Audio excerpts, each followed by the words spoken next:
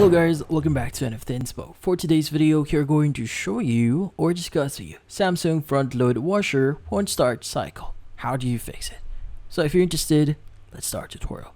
So first, the most common reason your washer might not be starting is due to power problems. So you need to check if everything is set up correctly. So in this case, look for the power cord and make sure it's firmly plugged into the wall outlet. If it's loose, just plug it back in, and in this case, make sure it's secure.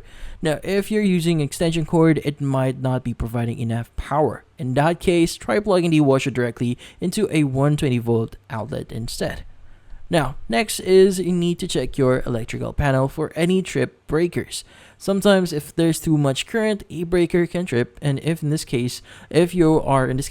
see a trip breaker, you just reset it. But remember not to overload the circuit with too many appliances at once. Now also, take a closer look at the power cord itself. If in this case, are there any signs of damages like fraying or wear? If you spot any damages, it's best to replace the cord to keep everything safe. Now after checking all that, go ahead and plug the washer from the outlet, wait for about a minute, and in this case helps it reset, then plug it back in.